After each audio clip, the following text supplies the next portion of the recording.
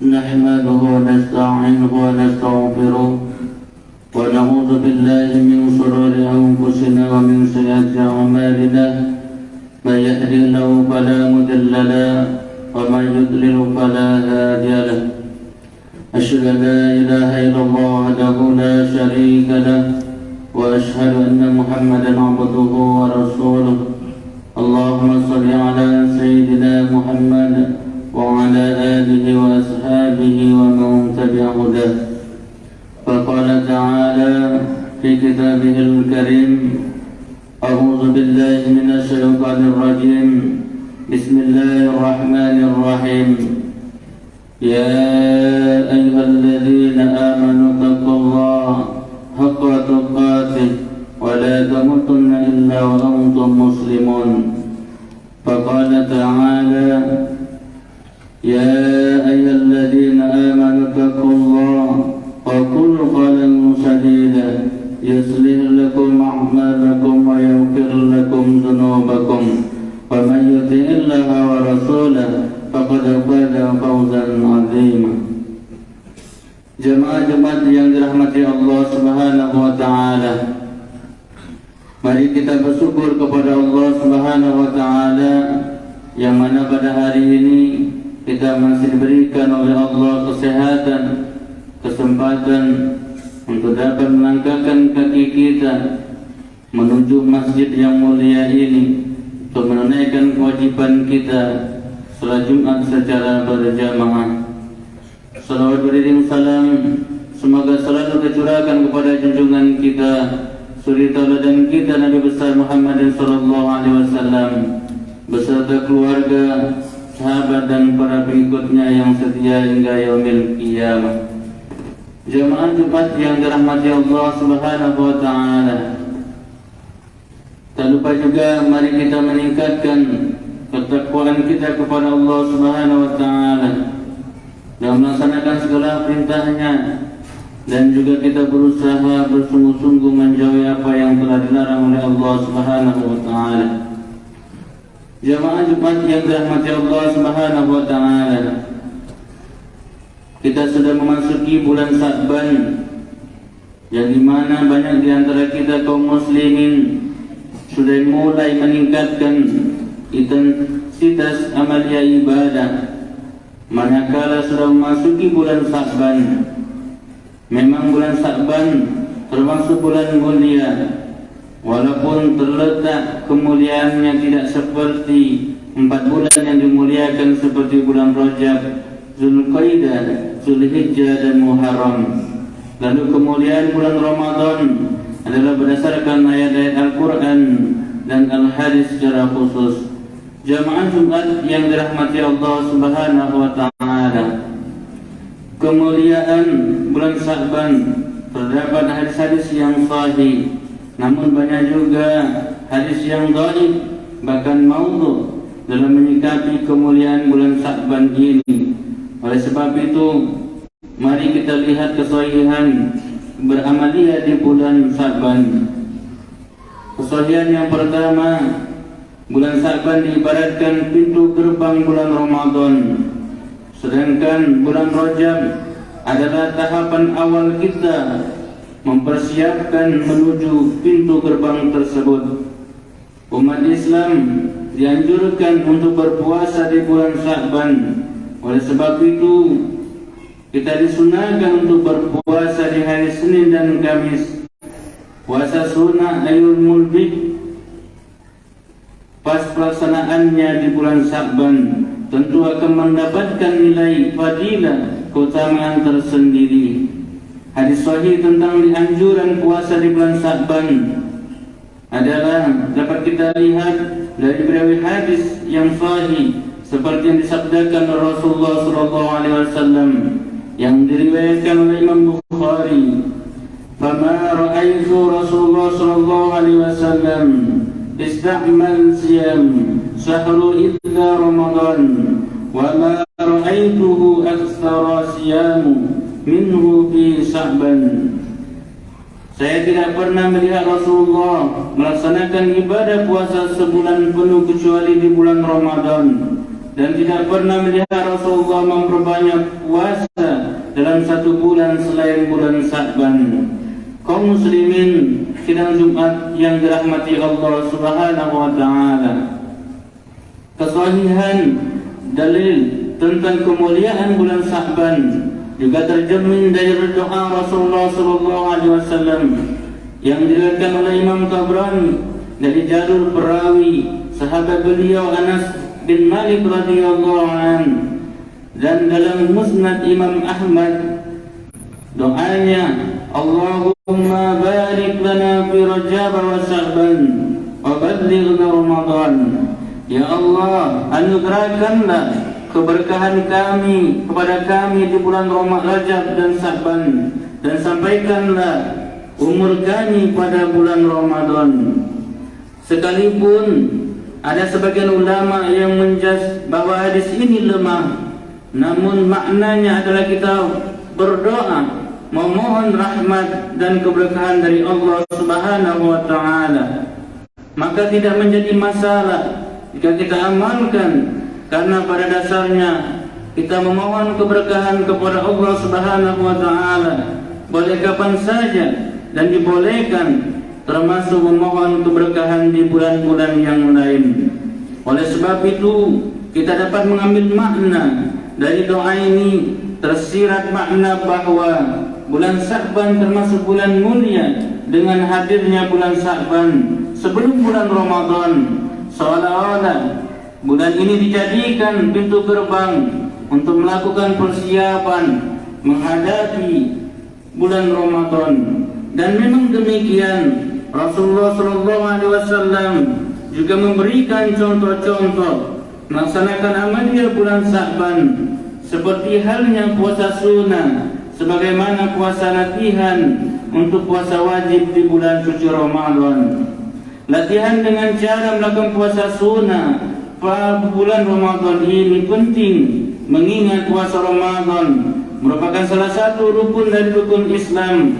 Oleh sebab itu, harus kita latih dari mulai bulan Sya'ban agar kita tidak terkejut pada saat datangnya bulan Ramadan.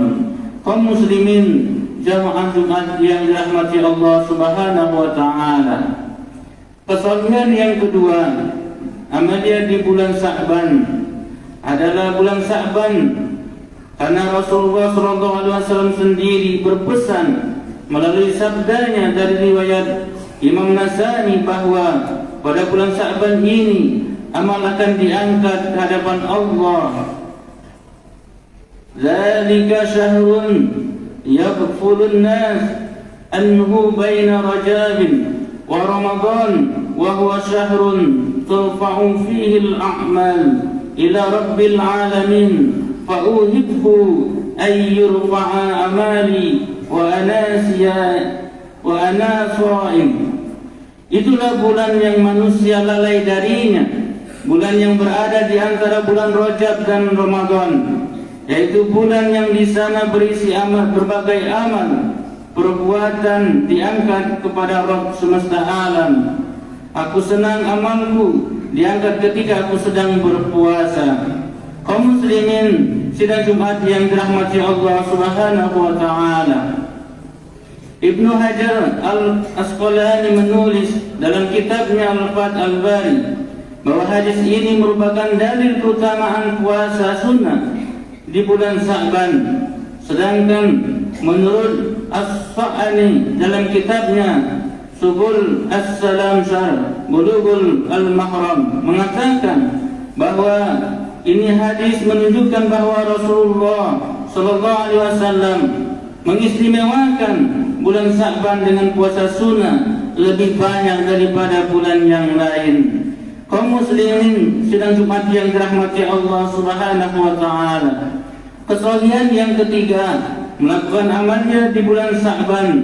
Ternyata tidak hanya amalia puasa dan meningkatkan amalia dengan intensitas dengan doa saja yang harus kita tingkatkan pada bulan Sya'ban ini. Ternyata ibadah yang lain pun perlu kita tingkatkan, seperti mengintensitaskan kita untuk belajar, membaca Al-Quran, mengoreksi kembali ibadah solat yang kita lakukan. Dan apabila merasa ada kekurangan, kita lakukan perbaikan agar lebih baik lagi, lebih khusyuk lagi, lalu berzikir sebanyak-banyaknya. Hal ini pun menjadi amalia yang istimewa dengan dalil yang kuat, yakni dalam riwayat Imam Bukhari bahwa Rasulullah SAW menjawab pertanyaan Mu'adz bin Jabal tentang amalia yang utama. Ayyul amali ahabbu ila Allah au afdal? Qala an tamuta wa lisanuka qatbun min zikrillah.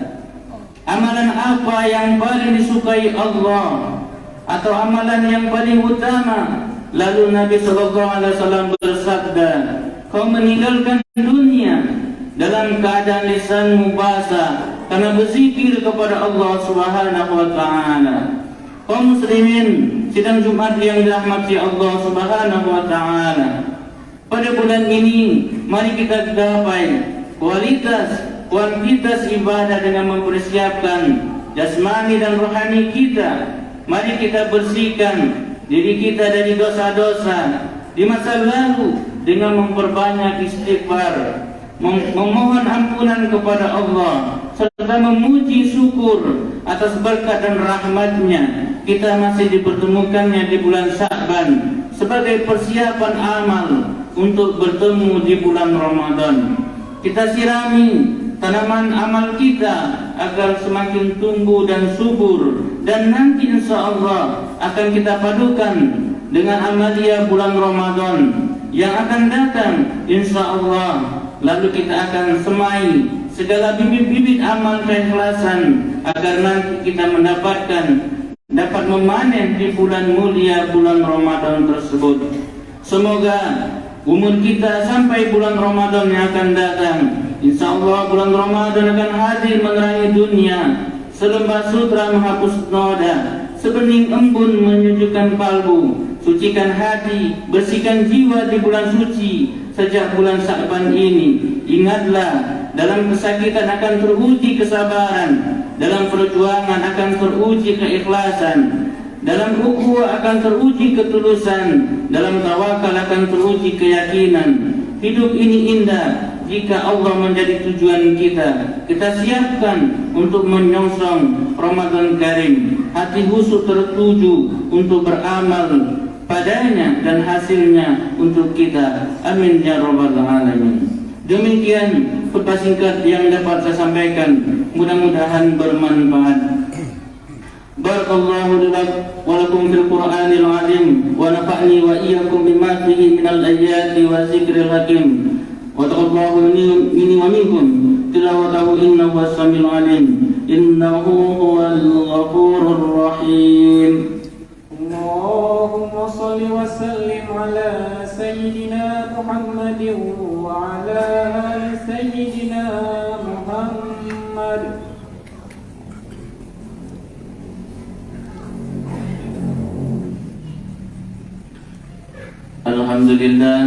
Alhamdulillahilladzi amarna bil ittihad wal imtisam bihablillahi matin. Asyhadu an la ilaha illallah wahdahu la syarika lah, iyyahu na'budu wa iyyahu nasta'in. Wa asyhadu anna Muhammadan 'abduhu wa rasuluh al-mab'uts rahmatan lil alamin. Amma ba'd, fa ya ayyuhal muslimun ittaqullaha haqqa tuqatih wa la tamutunna illa wa antum muslimun. Wa'lamu anna Allah subhanahu wa ta'ala amarakum bi amrin bada'a bihi bi nafsi wa sana bi malaikatihi al-musabbiha bi kursi. Faqala ta'ala fi kitabihil karim, inna Allaha wa malaikatahu yusalluna 'alan nabi ya ayyuhalladzina amanu sallu 'alaihi wa sallimu taslima. Allahumma salli wa sallim ala sayyidina Muhammad wa ala alihi wa ashabihi ajma'in wa tabi'in wa tabi'in wa man tabi'ahum bi ihsan ila yaumiddin wa 'alaina ma'hum bi rahmatika برحمتك يا أرحم الراحمين. اللهم اغفر للمسلمين والمسلمات والمؤمنين والمؤمنات الأحياء منهم والأموات إنك سميع قريب مجيب دعوات يا قاضي الحاجات. ربنا افتح بيننا وبين قومنا بحق وأنت خير الفاتحين. ربنا آتنا في الدنيا حسنة وفي الآخرة حسنة وقنا عذاب النار. عباد الله إن الله يأمركم بالعدل والإحسان وإيتاء ذي القربى وينهى عن الفحشاء والمنكر والبغي يعظكم لعلكم تذكرون. واذكروا الله العظيم يذكركم واذكروا على نعم يزدكم واسألوه من فضل يؤتكم ولذكر الله أكبر والله يعلم ما تصنعون.